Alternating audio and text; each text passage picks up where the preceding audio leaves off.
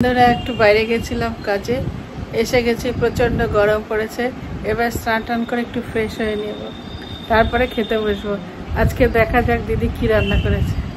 ডাল চচ্চড়ি, তরকা, এটা কলমি শাক ভাজা,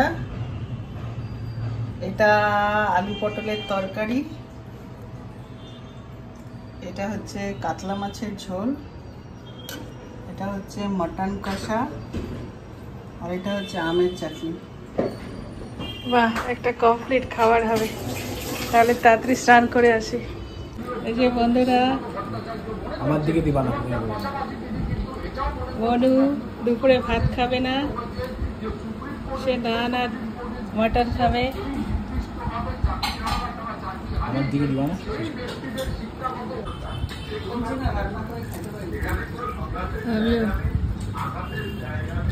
বন্ধুরা, শাকে একটু তেল বেশি না দিলে ভালো লাগে না, কিন্তু আজকে শাকটা একদম পারফেক্ট হয়েছে। এরকমই আমার পছন্দ। এই আলু পটলের ডালনাটা এত টেস্টি হয়েছে, সঙ্গে আবার লাস্টে ঘিও দিয়েছে, দারুণ।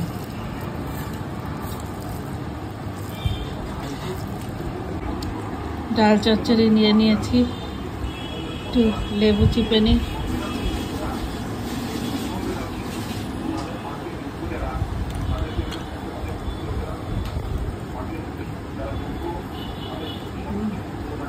উপরে বানা।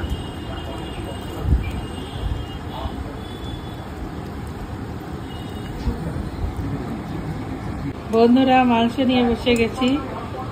মাংস তো আমি বেশি খাই না, খালি ঝোল আর আলুটাই আমি ভালো খাই।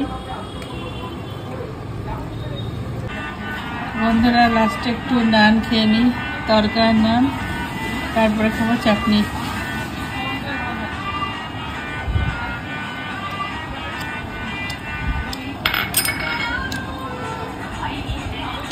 বন্ধুরা, শেষে এখন একটু চাটনি খেয়ে নিই। শেষ পাতে চাটনিটা আমার ফেভারিট।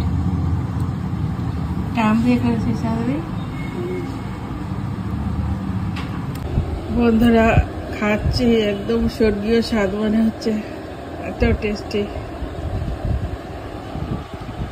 বন্ধুরা, লাস্টে করছি আম মাখা।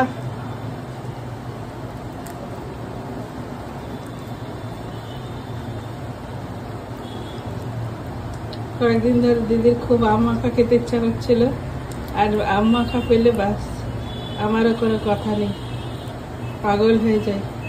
এর মধ্যে একটু কাসুন্দ দিয়ে দিই, তাহলে আরো ভালো লাগবে।